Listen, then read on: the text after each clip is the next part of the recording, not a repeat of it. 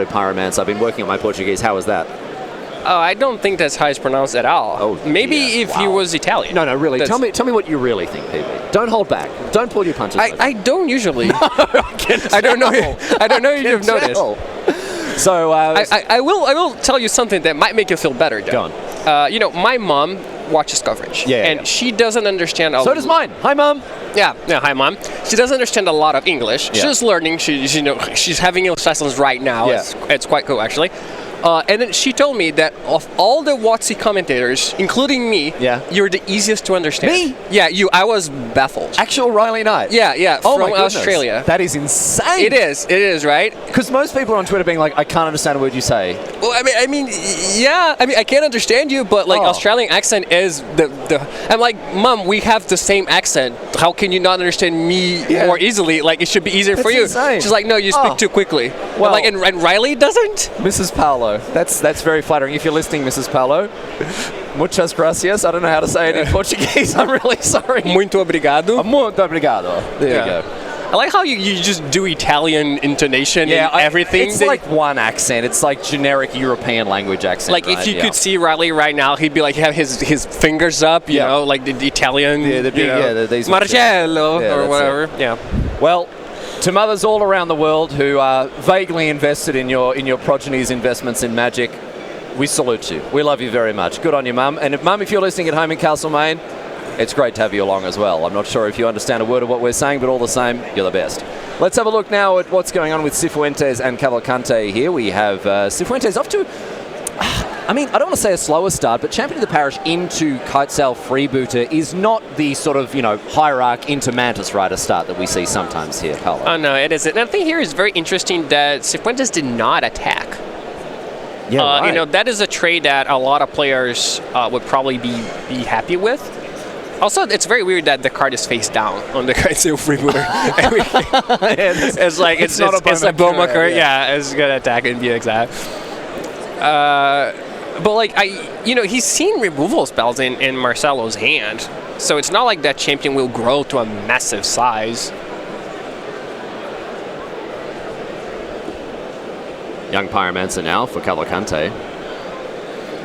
Yeah, I mean, normally it's the kind of trade that I imagine the young Pyromancer person would not want to make, because they can just bolt the Champion of the Parish the turn after, and then the young Pyromancer is such a good card. But there are situations in which I wouldn't attack. Like you think you're attacking their removal spells, or you're just seeing their hand. Maybe they don't have a lot of instants, a lot of removal spells.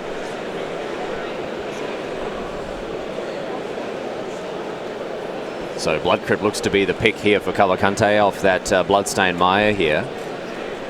And we've seen Cifuentes in the feature match area earlier on, Paulo, so it looks like the fortunes haven't favoured him if he's dropped down to 5-2. Really got to hustle hard if he wants to get into day 2 from here. Yeah, and I think he needs... he's chasing silver, and I think he needs 1 point. Okay, so a very important match for him here as we see now this Terminate take care of the Kitesail Freebooter. Going to get that Lightning Bolt back. And an elemental token to boot here for Cavalcante. Yeah, now the bolt just gets rid of the Champion of the Parish that, I think you'd be glad to trade that Pyromancer for effectively a bolt if your opponent chooses.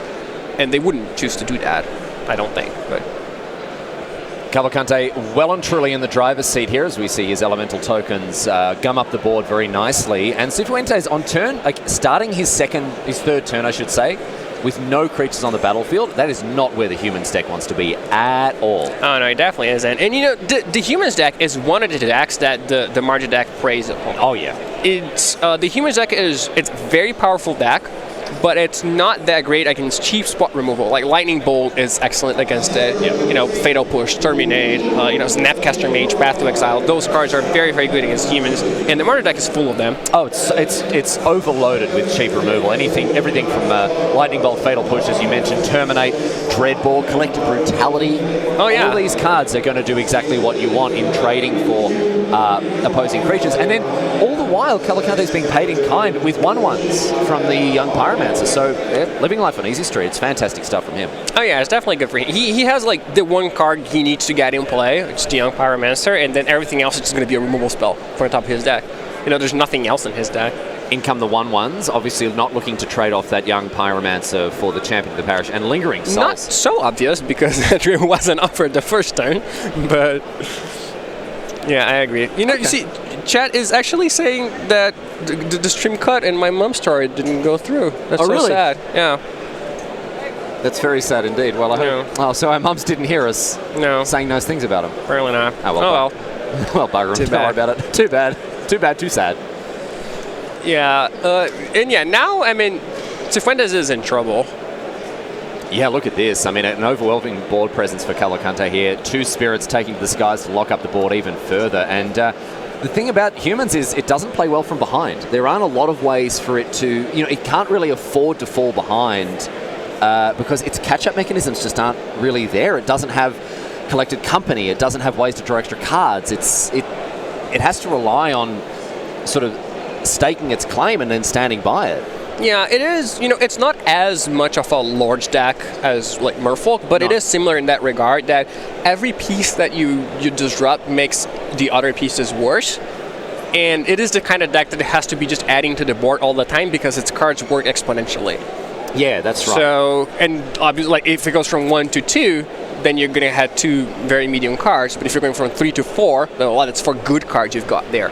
It's very, very different to a deck like Jund, where every card stands on its own 2 feet, so to speak. You don't need a critical mass of synergistic creatures to get the job done. Whereas, in humans, it's a deck that is much greater than the sum of its parts. Yes, that is. Because otherwise you're playing 2 mana 1/1s. Yeah, that is true. Yeah, and 1 mana 1/1s and stuff like that. Yeah, I mean this game is out of control already. Cavalcante in the face of a single Guardian of Thraben. I don't know how well she's going to be able to guard Thraben this time around because these 1/1s are ready to hustle and bustle. I mean, you just chuck them in straight in here. You're going to lose one of them, but hey, whatever. Oh yeah, you don't care. I mean, at some point you might even attack with the Young Pyromancer. Not now. Okay, looks like Cavalcante does care here. Only going to get him with the spirits. Maybe flash back that Lingering Souls from the bin as well. We'll see. Yeah, I think at this point, you're wondering, do I want to throw away a token for 3 points of damage? And he thought the answer is no, which I think is a fine answer.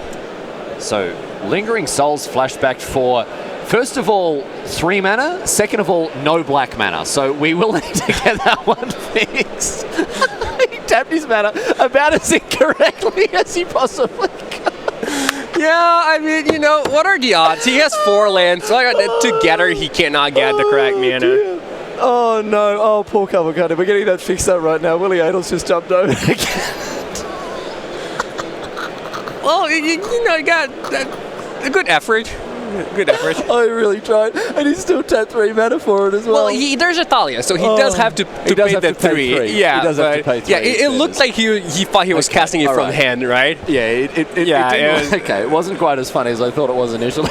Still, that did look pretty funny on the face of it. Anyway, Cavalcante with a massive token army here, rectifying that brief error he made with the cost paid for Lingering Souls. And Cifuentes now still stuck on mana. Aether Vial is a way for the human deck to kind of cheat on mana a little bit, right? Deploy more creatures than it has the mana to have any right to. But coming down on turn 3 is not where you want your Vial to be getting it done. Yeah, no. I mean, sometimes it's good to draw a Vial and only 2 lands because it means everything else you have is spells. But it's just too little too late. Like, it just... all those cards are just too late to the party. There's just such a huge army in Marcelo's side that I'm not sure what Francisco can even do. Like, certainly can't attack. Like, if he does attack, he would just get, blocked by 5 tokens, or by 1 token, or by 0 tokens, and those are all bad situations. It does seem that the Mardu Pyromancer player is firmly in the driver's seat here, and this is... more or less a textbook showing of what this deck does, right? It grinds out an incremental advantage with cards that generate multiple bodies. These cards are just insane on both offense and defense. Lingering Souls can end games very quickly, but it can also stall out games. An amazingly flexible card. Oh yeah, I mean, it's a very, very good card if you're not playing against a deck that's ignoring what you're doing. So if you're not playing against Tron or Storm or KCI, that's where it's bad. That's why you didn't just gem for Lingering Souls in every deck. But if you're playing against a deck that you're interacting with, then that card is amazing.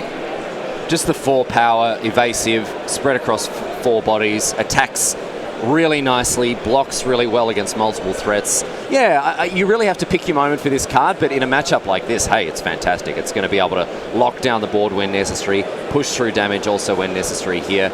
And Cifuentes just can't catch a break. After his early start of champion into Freebooter was broken up, he hasn't really looked to be in it at all. No, and yeah, Lingering Souls is even better in this deck than normal because, you know, you have Fateless Looting, so you can just discard it and cast it from the graveyard. And also, it's 2 spells, so you get 2 triggers of Young Pyromancer, and, you know, less relevant, but 2 triggers of Bedlam Reveler. Let's have a look now and see what the next step forward in this match is. Looks like there's a bit of a delay. I'm not sure if the players are discussing something. I can't imagine Francisco is thinking for that long. Yeah, I mean, there may be some kind of is there a judge call or something going on right now? Yeah, there seems to be a judge at the table who we're going to investigate this and find out exactly what's going on. Bring you up to speed, of course, ladies and gentlemen around the world, wherever you are. Great to have your company here at GP Sao Paulo. It's been great to visit Brazil. I was lucky enough to get in a couple of days early, Paulo, and I spent a couple of nights in Rio. All right. Had a fantastic time. Went up to the top of Pão de Açúcar. Pão de Açúcar? Yeah, perfect. Yep. Nailed it first time. Yep. Sugarloaf? Sugarloaf had a great, man, the views there. I watched the sunset over Rio it was a beautiful hazy evening, and the colours were, you know, even I'm colourblind, I could even tell it was very beautiful indeed. One thing I enjoyed though, at the when the sun actually went down and all the lights started coming up, that sort of stuff, people clapped. Like, this was something I found very, very perplexing. Like, the sun went down, and sort of like, you know, when an aeroplane lands and sometimes people clap, and I'm just looking around going like, and it does this every night, guys. Yeah. But yeah, that was quite amazing. Also went up to the top of the is it the what the Hunchback, the cover where JC is, you know, the big. Where what? Where Jesus is doing the big aeroplane. Oh, I thing. thought you said where Jace is. No. Well, okay. No, what's it called? Yeah, I mean, it's called Corcovado. It's the mountain, right. The mountain. But I don't know its name in English. I don't think there is. Yeah, just yeah, it's not like the Sugarloaf. But yeah, where Christ the Redeemer is. And that was beautiful viees as well. Rio's a very, very photogenic city. As we head back now, it looks like this judge call has been fully resolved now. Cifuentes, I should say, with a 3rd land. And this means we're going to see Chris Pakula come down. And, I mean, is there anything that Meddling Mage can name here that's going to be particularly backbreaking for Cavalcante? Oh, no. I mean, I think if Marcelo doesn't draw a spell for the rest of the game, he's still fine. Like, you know, Cifuentes is not completely out of it, but he really needed to play something like a Mantis Rider that turn to at least be able to block. But I think he knew the cards, and I think there's a chance he knew what the card in Marcelo's hand was. And here's a Thoughtseize now as we see another elemental token. This is just insane here. Look at that. 6 spells cast after the Young Pyromancer. And that's exactly what this deck wants to do. Oh yeah, for sure. Yeah, and there's no Mantis Rider there. So, but he's just going to probably die to everything, but maybe just die to the Flyers. And yeah, it is exactly what the deck wants to do. And it is the right amount of things, too. Like, he drew 2 threats, the Pyromancer and Lingering Souls, and everything else was an answer. And, you know, that's what's in the deck. The deck is like 10 threats and 20 answers. Yep. And, you know, so he drew a reasonable amount. And now the Spirits come in, uncontested in the air, of course. Cifuentes has to be feeling pretty pessimistic about how this game is going to pan out. It's interesting that Cavalcante is not looking to get on the front foot with those elementals just yet. Yeah, he's content to just sit back. And Faithless Looting, the call here for the Meddling Mage. Might be one hiding out in the bin there for Cavalcante, so he can't cast that one. Cifuentes down to 10. We're going to see. Here's the Mantis Rider. Nope. That was the best possible. So now he can actually win. He's going to get 2 Mantis Riders, attack for 6. All right. And Cavalcante punished for having left none of those Spirits back at home. Yeah, I don't think he would block anyway, but yeah, definitely. Now he has to play much more conservative. That was the only card. Nice little turnaround, that I think, yeah, he had to draw that card. He had to be at that moment, otherwise he's just going to get almost right. And we saw, of course, it come down when it couldn't have otherwise because of that unclaimed territory, thanks to the Aether Vial there. So great stuff from Cifuentes, and all of a sudden he's looking much better. Although, you know, it's not as if it's the end of the road for Cavalcante. A single spell will remove this this fake Mantis Rider here. Yeah, but I mean, now Marcelo can't attack and really can't block either, right? There isn't... It brings to question whether Marcelo should have thought seized the Phantasmal image and not the Mantis Rider. Looks like we're going to have a triple block, a quadruple block even, on the Mantis Rider. The real thing there, so away it goes. And all Cavalcante needs is just actual any removal spell to get rid of the final flyer here. Yeah, here it's very important to quadruple block instead of just triple blocking, because if your opponent has Reflector Mage and you triple block, you're dead. Oh, that's better than a removal spell. Okay, I mean, maybe. Well, it's probably better than a removal spell, but... Could end up being, in fact, just a removal spell as well, as we see Cavalcante now draw 3 cards. Didn't even have to discard of that Bedlam Reveler. And it seems to me that he does have... Oh, no, Blackcleave Cliffs. Is that a Fatal Push in hand? No, a Bolt. Okay, all right. But now he is in trouble. If he just attacks with the Spirit, which he can, he bolts and attacks with the Spirit, he is dead to Mantis Rider. Yeah, he's only on 2 now. So yeah, he's not going to take that risk. 4. Restoration Angel. Yeah. Oh yeah. So Cifuentes now. 2 mana. It's going to be a Kite Sail Freebird or another piece of disruptive pressure in the air. Let's see what Cavalcante's response is. Lightning Bolt, target your Phantasmal Image, get another 1/1. Not that one. Not a Spirit, my friend. You would like that, wouldn't you? Yeah, would be a little bit better, you would think, but no, it's an Elemental, not quite a Spirit. A little bit of optimism there for Cavalcante. And the final card is a Swamp. So Cavalcante, a bit of a whiffsky off of that Bedlam Reveler. Outside of the Bolt, he just found 2 lands. Needs something here. Taps the top of the deck to find it. Faithless Looting, a blank piece of cardboard. Yeah. You know, normally you can just discard whatever they name the Faithless Looting, but since there's Faithless Looting there, you can't even cast it. So that's rough, because it means that Cavalcante can't even cast it for value to get the 1/1 token here. Yeah, so Cavalcante has to start thinking, you know, how... Is there a point where I can start attacking with all my creatures? There are 3 blockers for Cifuentes. And 10 attackers, so that's 7. It's not too bad. It still needs more, though. Cifuentes is going to take it down to 7 now. Of course, no prowess triggers. We know that Cavalcante has no way to trigger it. And now, when Francisco attacks, I think you have to block. I think the other thing is Cifuentes is very live to draw Kessig Malcontents. Oh yeah, I mean that would just end the game immediately.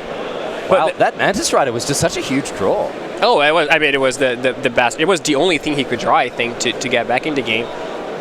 And yeah, now it's interesting. Like if they attack and you take it, you go to 1. What is it? He's got a Resto in hand, and he didn't put it into the battle. Is it actually? He's got a Restoration Angel. Chose not to play it. Okay.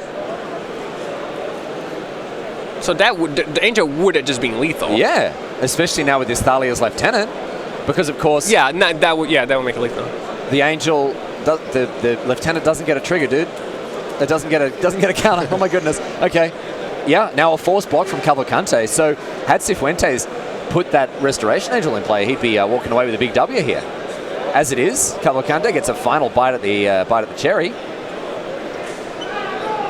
Yeah, and you know, Cifuentes is at 7. There are 3 blockers, and secretly there are 5. Yeah, but you know, from Marcelo's point of view, he's not going to win if he attacks with everything because it's only 1 damage. So now he does win because he has 7 tokens, and well, he doesn't win, but he forces the freebooter to be sacrificed in a spot like this because Cifuentes cannot afford to sacrifice a blocker. Yeah. So, but obviously, given that Francisco has the Restoration Angel, this is not necessarily the case, and if that's what he has, the game is just over. But. So, Cifuentes forced to sacrifice a creature, and it looks like Thalia's Lieutenant has her head on the chopping block, and yes, indeed, away she goes. Couldn't attack quickly enough. Get in with everything, and Cifuentes, we know he's got the Restoration Angel. He's going to put it into play thanks to the Aether Vial. Blink the Card Sale Freebooter. Let's see what's going on in your hand, my friend. And this game, wow, it's had a lot of push and pull to it. Faithless Looting, yep, you can take that. Double blank that card. Yeah, and that should be game over as long as, there's nothing that bad that can happen as long as Cifuentes doesn't accidentally kill himself. So, lines up the blocks here. Well, you can't block the Raveler with the Meddling Mage because then... Oh, no, there's no Fateless Lily anymore. No. Yeah, never mind. You can't do that. Well, there's one in the graveyard, isn't there? There may be. I'm not 100% sure of that. No, it looks like the Bedlam Reveler. It is a weird card to name if there isn't one in the graveyard. So I assume there is one. But I can't see it. There's glare, but... Yeah, so as long as he doesn't just expose it. So Cifuentes now going to take a pasting, go down to 2. But with Cavalcante only on 2 life. Oh, did you see that? Cavalcante gave him the thumbs up and he thought that was a concession. And it is, in fact, yes. So there we go. Cavalcante having to, well, a rough time for him because, I mean, I have to give him a lot of credit for the way that he played. And I'd also like to apologize for, I mean, sort of being a little bit too mirthful about that Lingering Souls as well. I think... No, you know, jokes aside for just a couple of seconds, I do want to apologise to Cavalcante for that. I don't think it came out of a place of malice. It just was kind of funny. I have a very long history of forgetting Thalia and the fact that you have to pay an extra mana. I certainly missed that.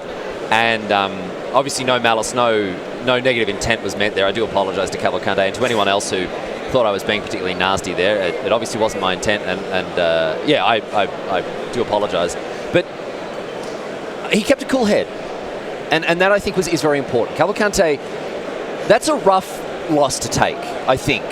Oh, for sure. And, you know, he thought since his opponent, he knew his opponent had nothing, and then his opponent just drew the card that beat him, and, you know, he drew the Bedlam Raveler, which was amazing, but then didn't end up being as amazing as one would have hoped, and then his opponent had the Resto, and it went really back and forth.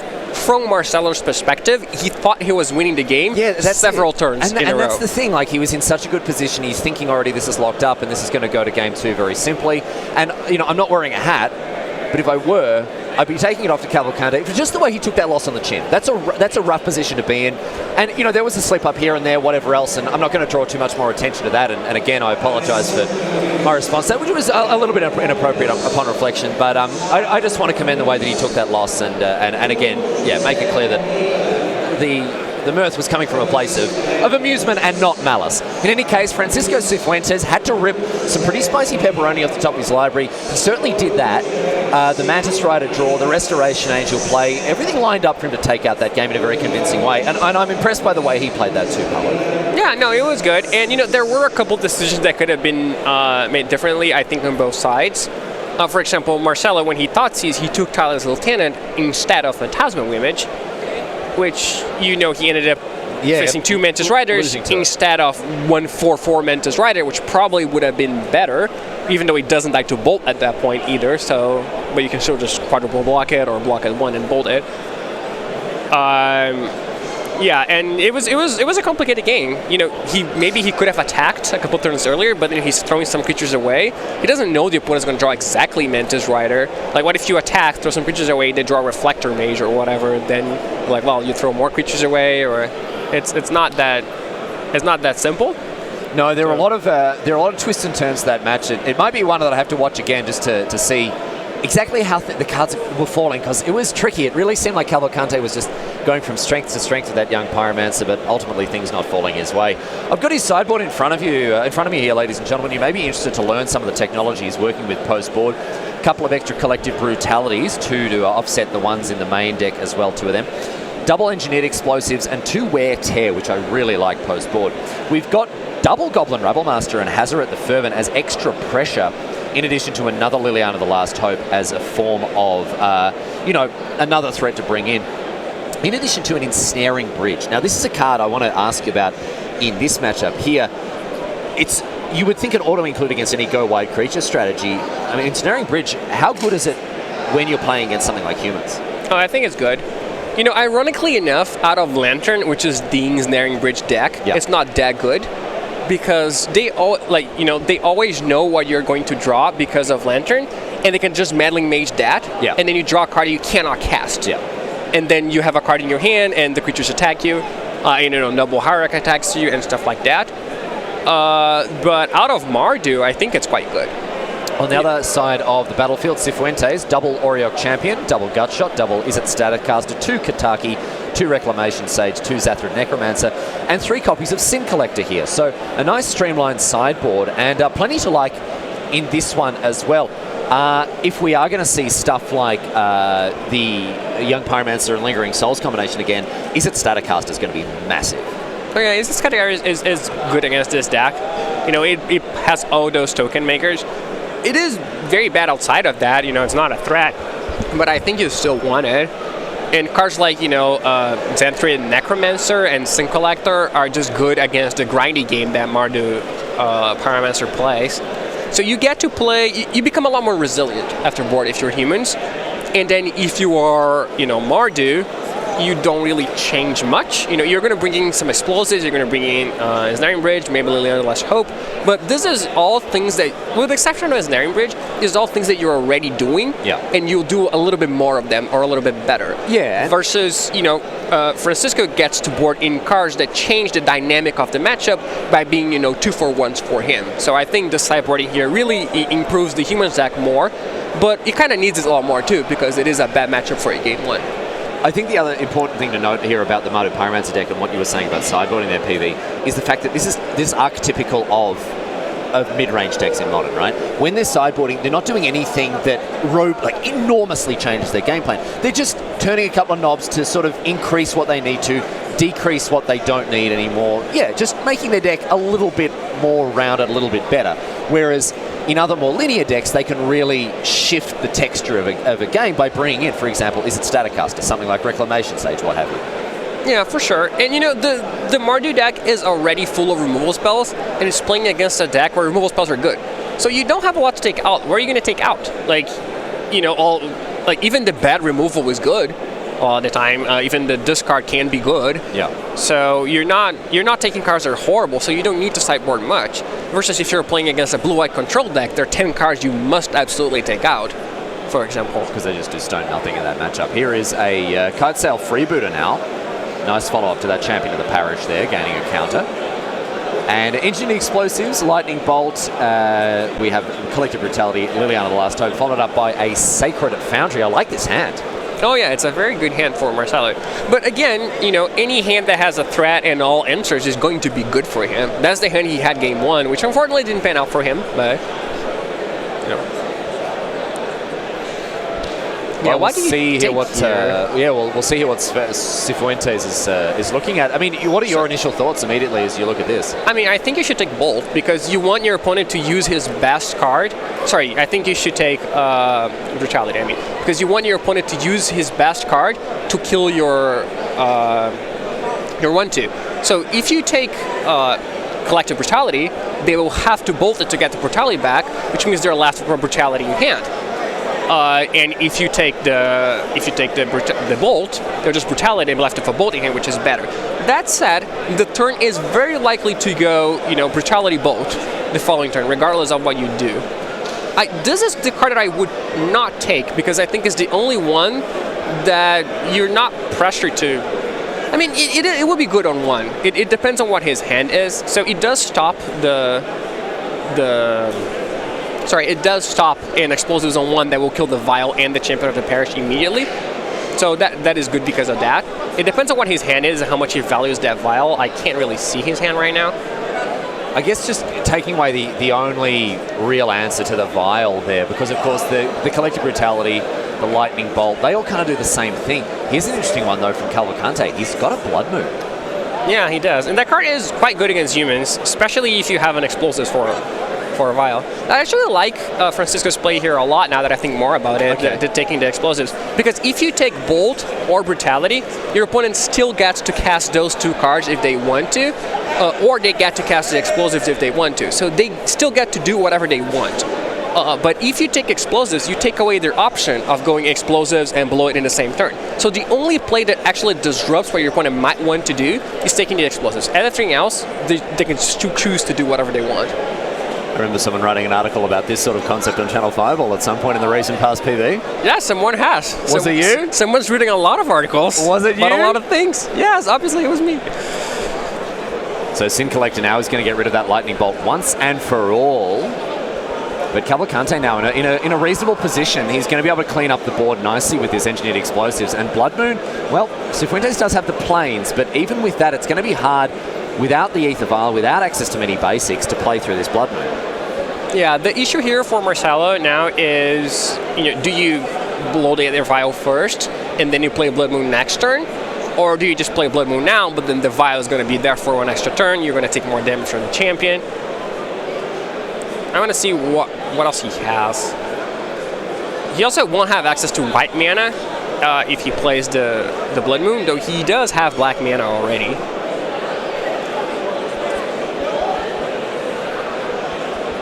Well, we'll see now what Cavalcante is up to. He does have that live young Pyromancer as well.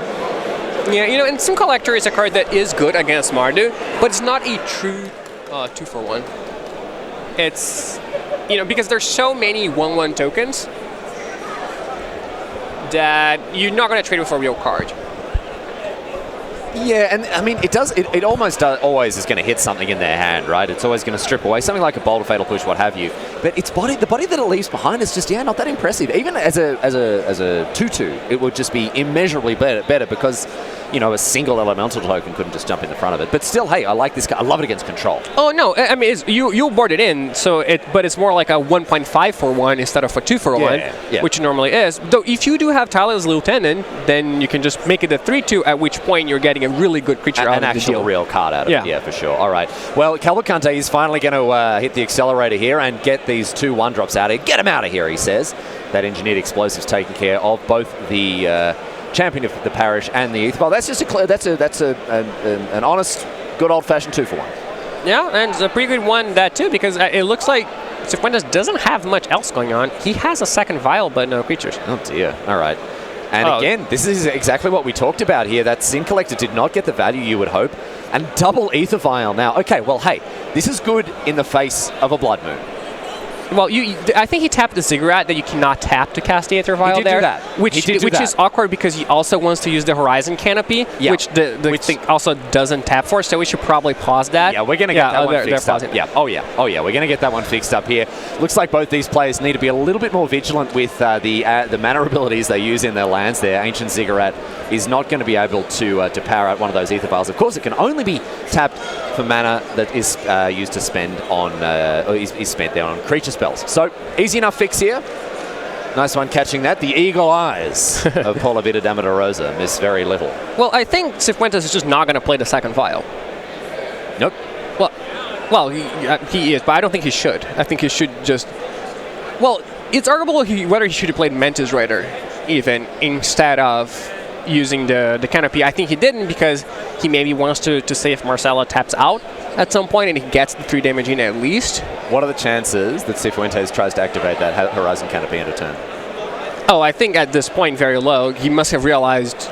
I think the reason he tapped, obviously not on purpose. No, not on purpose. But that he tapped the Ziggurat because, okay, I have to leave non-Ziggurat mana up for my Horizon Canopy. Yeah. So okay. I think maybe that was what led to it. Okay, all right, we'll see. We'll see here. Yeah, and it was an interesting turn. He attacked... Oh, wait, he's untapping now? What's happening? Okay. He should...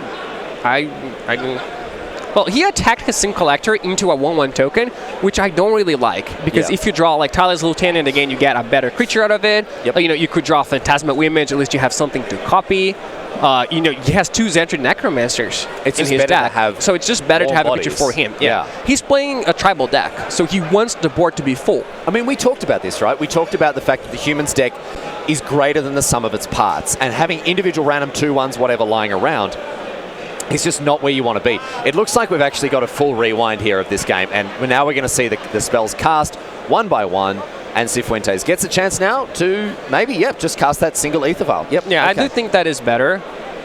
It will be great if he activates the Canopy with the Ziggurat at the end of the turn anyway, though, but I don't think that's going to happen. I'm really curious why he didn't play the Mantis Rider. It's going to cost him a lot, because Blood Moon might come down, and then it will be 3 turns before the Vial can play that. So it's really, like, I understand you're trying to get 1 damage in for sure with your Mantis Rider if your opponent is tapped out potentially, but this deck is not very expensive. It's unlikely that they'll just tap out, and if they have a bolt, they will be able to bolt it. Yeah, It's an interesting line here for Cifuentes, who looks very determined to crack that Horizon Canopy kind of at all costs here. Yeah, maybe he's trying to draw, a Tyler's Lieutenant or something to make Damage Rider a 4/4, and therefore outside of a potential bolt range, but I think I would have just played it in there and hoped. It seems like his game plan has just been a little bit all over the place, because attacking with that Sin Collector, looking to, commit these Vials to the board rather than the Mantis Riders, yeah, it hasn't really come together so far for Cifuentes. And Cavalcante now looks like he's in the tank here. Yeah, I don't know if they're paused again, or if... I do know that they very likely have some extra time. Oh, yeah. So, because we paused for a judge call earlier on. So I'm not sure if there's another judge call going on right now or not, but there certainly has been a little bit of a pause in the pace of play at least. Yeah, it looks like they're talking to someone. Yeah. Hopefully a judge. Hopefully a judge. Maybe it's maybe there's a waiter that's come over from the Waffle Burger. Ooh, maybe they're getting cupcakes. Maybe they're eating cupcakes, been handing them out. Wait, did you have the Waffle Burger? I actually, I didn't actually get it. I bought one, and then Rashad was very hungry and needed lunch, so I actually gave it to him. While that one's in progress, my friends, we're going to pop over to our back table. Mauro Sasso playing against Mauricio Espinoza here. Looks like Lyra Dawnbringer is going down to a dismember, as we have Inkmoth Nexus, or Blinkmoth Nexus, I should say, getting across against white-blue control. It's hardened Affinity once again, the brave new world of Affinity. Yeah, that is, it's amazing how much that deck has exploded in popularity after its 9th place finish. It is a deck that we tested heavily for the PT, actually, and, we ultimately decided not to play and just played bad decks instead, so maybe we're better off playing that, but, yeah. Hey, you can't win them all, huh? No, you can't. They can't all be winners. You really can't. Nope. And it's interesting, like, if you see a Lyra, do you assume your opponent has a Baneslayer as well, for sure? Because if you just see a Baneslayer, that could be a one-off, right? But if you have a one-off, why are you playing Lyra instead of Baneslayer? Baneslayer is just better as a one-off. Is it? I mean, it has protection from dragons and demons. Okay. Right? And there's like Stormbreath Dragon. Yep. I mean, obviously it's not common, but it is an extra ability. Yeah. And I guess, if you have Entreaty Angels, that would be a reason to play Lyra, because it pumps all other angels. Yep. But if you're playing a Baneslayer, you have a reason to play a Lyra. Oh yeah, no, if you already have one, you have a reason to play the second, because of Meddling Mage as well. If you're only playing one. But yeah, if you're strictly playing one, why would you play a Lyra? I think always play. What? I'll tell you why. A lot of decks now are playing Cast Down. Oh, I mean, that is... I haven't really seen those decks very much, it's but... been played as, here and there. It's been played in a bit of Esper Control. There was an Esper Control in a Mox recently that did well. I think some Mardu Pyromancer decks are playing it as well. Okay, no, that makes sense. I mean, that is a reason. It's about as corner case as the Protection from Dragons thing. Oh, it might be more common. Honestly, like what sees more play, Cast Down or Dragons? Yeah. Especially what sees more play after Sideboard against you. But yeah, I think you have a good point. That is a good point. And obviously, if they have two, I think if you have two, playing one and one is just better, because getting your 2 cards Meddling Mage is disastrous. Mauro Sasso on 18 after having got in with that Lyra Dawnbringer. Does have 4 poison counters, however, thanks to the Inkmoth Nexus, I would imagine. Oh yeah, there's also potentially, chat is saying, Minamo's Coup at Water's Edge, which does untap Lyra, so that is a plus as well. The card is not in every blue-white deck, and I do think it's a cost in a deck where you want to cast Cryptic Command and people play Blood Moon main deck. So I think I wouldn't play Minamo even if I did have Lyra, but... No, I don't think so. So it's why it didn't even factor in my mind, but if you do have Minamo, obviously it works with that too, or a Gunjo too, for that matter. But you just want as many basics as possible if you're playing, trying to get the most out of Field of Ruin. And, yeah. I mean, typically we see Minamo in stuff like Merfolk in order to play around Choke. Yeah. And it's really good with Dragonlord Ojutai. If you're playing that. I love that. It's a cute special. Oh, but mate. PV in the old Esper Dragons days? Yeah. I remember that. Yeah. Well, it didn't have Minamo, unfortunately, but it didn't really need to. So, we have now Celestial Colonnade coming in to the red zone, attacking in 4 in the air. Let's see what Sasso has to say about things. Looks like we may see an activation of Ghost Quarter. Yes, indeed. Spinoza. Away goes his creature land there. See if he's got another land to go. This just could be a straight-up strip mine. Oh, no, of course, they play multiple forests. Sorry, I'm used to Affinity players only playing one basic, but no. I don't think there are many more than 2, to be fair. There's so many basics in that deck. I mean, there have to be more than 2, but... And the heavy commitment to green that Hardened Affinity makes is enables it's another Ancient Stirrings deck, Paulo. Yeah, that card is everywhere. It's everywhere, man. And it's interesting that Blue-White and Jeskai are very similar decks, but have very different matchups against some decks. Like Jeskai can never beat Hollow 1, for example. And Blue-White has a very fair shot because of how the removal is constructed. And I think this is one of the matchups where Blue-White is significantly better than Jeskai because of cards like Hangarback Walker. Yeah. So, like, I really want a Terminus if I'm placing Hangarback Walker. I really want a Condemn. Like, if my opponent has, a gigantic Arcbound Ravager, which they tend to get gigantic with hardened scales and stuff, you really want a removal that gets rid of anything instead of a Lightning Bolt. So I think this is a matchup where you're happy to be Blue-White versus being Jeskai. And I do think there are more of those in the current metagame, so that's why I like Blue-White more. So, Spinoza there casts a Nature's Claim on his Darksteel Citadel. Yeah, sometimes you just need your life. Gains some life here, stays at 8. Interesting that was the threshold for it, though. I'm not sure why he wanted to stay at exactly 8. Yeah, I'm not sure either, especially given that he has a Hangarback Walker that he can pump and kill next turn, and then he's going to get 6 tokens. Yeah, that was 6 tokens is a lot. That was puzzling. That play was undeniably cute, but I mean, yeah, blowing up your own Hangarback Walker in order to get a bunch of tokens there would have been enormous, and that, of course, would have been a good investment for that mana. In any case, the game continues. Spinoza now with an Ancient Stirrings, checking with the top of his library. Hangarback Walker, a great option for him once again. This Hardened Scale's really putting in some work. Oh, yeah, for sure. And I wonder when he cast the Nature's Claim. Because, normally it doesn't matter, but when you're facing Celestial Colonnade, you really want to cast it pre-combat. Yeah. Because if they have to tap the Colonnade to cast, say, a Logic Knot, then they can't attack with it. So you just gain an extra 4 life. So in a scenario where his opponent did have a Logic Knot, it would make a huge difference to do it first. Second Hangarback Walker now for Spinoza, going to come into play with 2 counters thanks to that Hardened Scales. And, as you look at the Hardened Affinity lists, everything that they do essentially is about putting +1/+1 counters on their creatures. They've got Arcbound Workers. They've got Sparring Construct, Arcbound Ravager, all sorts of stuff. Main phase activation of Hangarback Walker takes it up to 6 counters here, Paulo. Yeah, that is a lot of counters, but unfortunately, the 6/6 underground's not going to do anything. He's dead in 2 turns to Celestial Colonnade. Here's a path to exile, and I tell you what, I bet Spinoza wishes he had a... No, he probably does. Of course he does. But another path to exile in response. I bet he wished he had a second one there. That is not so good. I don't fully understand the paths either. Like, why do you have to do that? Like, you really don't. Spinoza goes and finds a forest. That should come into play tapped, of course. Yeah, he does have no cards, but yeah. So it's not going to be hugely relevant.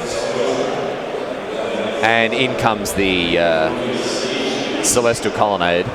Yeah, I really don't like the path there very much. I guess it's pretty harmless, but you don't really have a reason to do that. I guess you kind of do, because if your opponent tries to do that next turn in combat, then yeah, that makes some sense. There's just a world there that Spinoza could have had double Nature's Claim up in response to the double path to exile, and he chose not to take that path, punished for it, and loses a bunch of value off of that Hangarback Walker as a result. Still got 1 in the chamber, however. There it is, hanging out as a 2/2. But Spinoza down to 4. He's dead to a single hit from the colonnade here. Colonnade. Yeah, he has to draw like a Nexus of some sort to chump block, or a way to kill his Hangarback Walker, like a Ravager would be ideal. Or, another Nature's Claim. But yeah, I do like the path at the end of the turn because of the fact that, if they path to in combat, you can't tap the Colonnade. Well, that is just about that. We're going to clean things up there, and it's good news as well because we can head back over to our original game. Looks like that judge call has concluded. And we are going to move back to Francisco Cifuentes and Marcelo Cavalcantes. In my Italian is perfect. No, not like that. My Portuguese leaves a lot to be desired, but my Italian, pizza, pasta, mandolino, margarita, Andiamo. Napolitano. Yeah. Va bene, prego. See? Perfect. Perfect, yeah. If only Italy had colonized the GP? had colonized Brazil. Yeah. Oh dear. Well, too bad for you. Too bad. Too sad. Here is Liliana, the last hope, and a Blood Moon as well. So Cifuente does have the anti-Blood Moon tech in the double Ether Vial here. Yeah, and a Planks, and a Nation Ziggurat that now can tap to cast Aether Vial if he wants to. Oh yeah. And here's a Mantis Rider thanks to the Ether Vial. We're going to follow that up with a Thalia, Guardian of Thraben here. Back to Cavalcante. He's under a lot of pressure. Why was that main phase? Because he wanted to attack with the... Oh, sure. Yeah, the Thalia. Yeah. But, like, the Thalia is just going to... eat it to the Liliana there. Yeah, I guess that means the Mantis Rider is not getting, Liliana for whatever that's worth. And look at this, very bold attack here. Let's see if Cifuentes can sniff it out. I would say Collective Brutality is the card he'd be worried about. Yeah, or Mulligan's Command. That's true. Oh, actually, it's Fatal Push, which would also work. Yeah, so many of them, huh? Yeah. Well, as it is. Yeah, so, I mean, now Francisco gets to kill the Liliana, which he... I mean, he loses his Mantis Rider in doing so. Oh, he's got a second one. Easy game. So both of them go at Liliana. Yeah, I think that's reasonable. And now Cavalcante is going to get to kill one of them thanks to the Revolt on Fatal Push. Yeah, and I believe that will enable the Battling Reveler as well, because that is the fourth spell in the graveyard.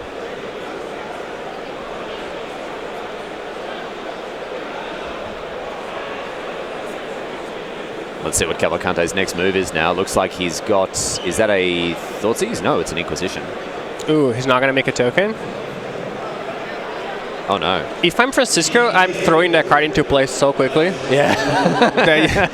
Just don't give him a chance. Yeah. I mean, obviously you have to wait for them, but once they've missed it. Yeah, no, Cavalcante certainly missed it there. As we see now Bedlam Reveler come across. Oh, sorry, come down. And it's the Mantis Rider coming across for 3. Cavalcante down to 9.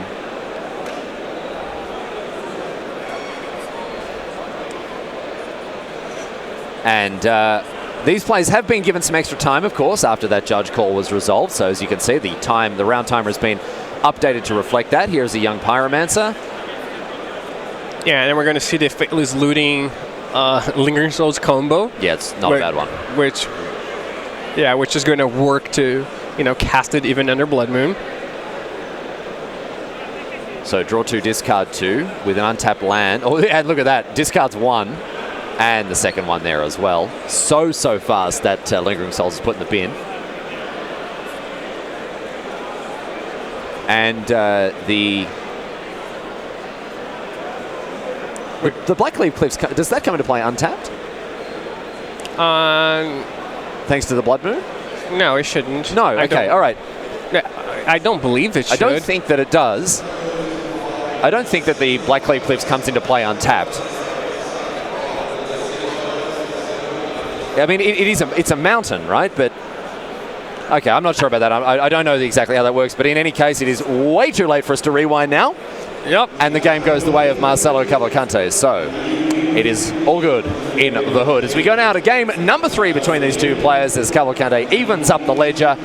Cifuentes picked up a cheeky game 1 win. He did. It was really surprising and back and forth. Yeah. It really was a clutch Mantis Rider off the top, enough there for Cavalcante to have to take the loss on the chin, but equalizing now at 1-1. And it looks like the Blackleaf Cliffs does come into play untapped due to a recent templating change. Or a recent rule change. They changed it? I think because of Blood Sun, there was like a clarification on the way that the rule works when it comes to these things. You know what? I'm going to say one word to you, and that's going to explain everything. And that word is layers. Okay, I accept. Yeah. All right. But it did change very recently. Yeah, okay. That's what was confusing because, we apologize. Pardon? We apologize. We apologize. We didn't know the change. Once again, so it's very confusing, the layers. It's to do with layers, to do with timestamp, to do with all sorts of stuff here.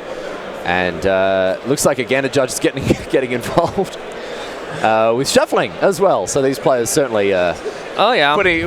certainly putting the judges through their paces this round here, Paulo. Oh, for sure. Yeah, so many things happen. I wonder how much extra time they have. 12 minutes on the clock for these guys. Okay, so that's updated there. Yeah. So that is certainly more than enough time for these guys to find a conclusion to the game. We'll see if Cifuentes can come out the gates with a blazing fast human start, or we will see if Cavalcante's spot removal overloads the threats that Cifuentes is looking to get it done with. You have to give the edge to Madu Pyromancer, I would say, Paulo. I think that the spot removal is too effective against the game plan of humans, although, hey, we could see it go either way. Yeah, I think, you know, the spot removal is definitely better than what the humans deck is doing, though it's still able to win by having one of its very powerful cards. Because, you know, if you have Aether Vial, Champion of the Parish, Thalia, by themselves, like Meddling Mage, those don't do anything. So if that's the only creature you have left, it's not going to work for you. The one creature that does work, if it's the only left, is Mantis Rider. Yeah. Which is how we saw, you know, Cifuentes win game 1. So either he has a blazing fast start, and then his opponent can't kill everything in time, or he's going to have to rely on those more powerful cards, like, for example, Xantry Necromancer for his sideboard, you know, Restoration Angel, Mantis Rider, those cards that can actually win the game sort of single-handedly, because if you're relying on a combination of like 3 and 4 cards surviving, that's not going to happen. Cifuentes down to 6 here. Cavalcante looks to be content with his 7. I can see Faithless Looting. I can see Young Pyromancer. A decent 1-2 punch there for him on his opening turns. PV. Yeah, and Faithless Looting is a card that really disincentivizes mulliganing. You know, if that card is in your deck, you should probably mulligan less than you normally do. Are you on team always mulligan or team never mulligan? I'm on team always mulligan. Team always mulligan. I mean, well, okay. I'm on team mulligan when it's right, which is, I believe, to be more often than people believe. People do, so that puts me in the team always mulligan. Yeah. That's where I am. But yeah, I don't comprehend the never mulligan team, like people who just keep sapping lands, like, oh yeah, it's going to work out. Yeah. Well, can't it just work out in 6? If like you were that hopeful, why do you trust the top 2 cards of your deck so much more than the top 6? Why is that your optimism? Like, why is that your particular flavor of optimism? I think keeping a 7-lander is a very optimistic thing to do, right? Exactly. So if you're going to be optimistic, why don't you be optimistic about drawing a fresh 7? Exactly. And you get a scry too, like.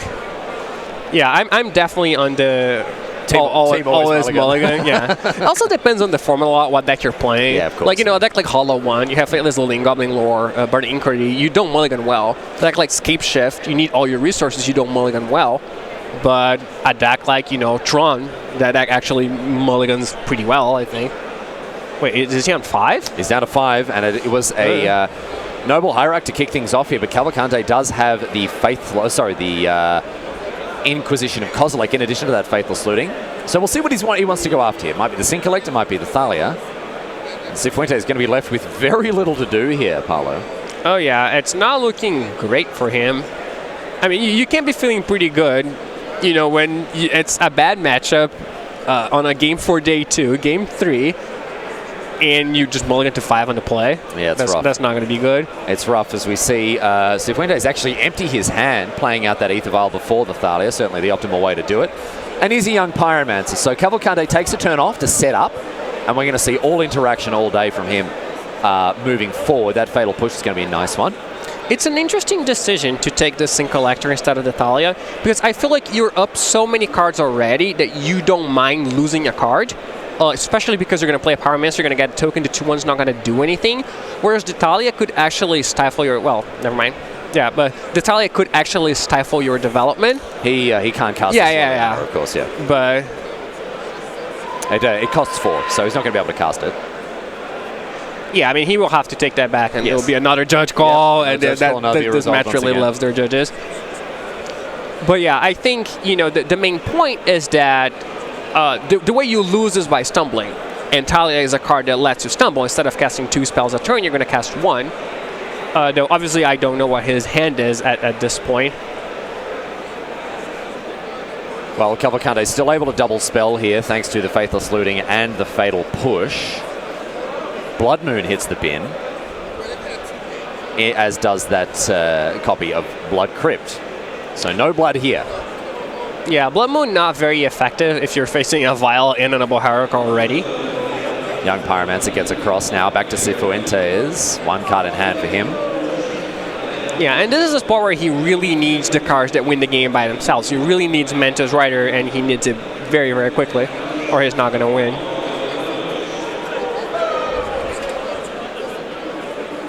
So it looks like there is another discussion with the judge going on here.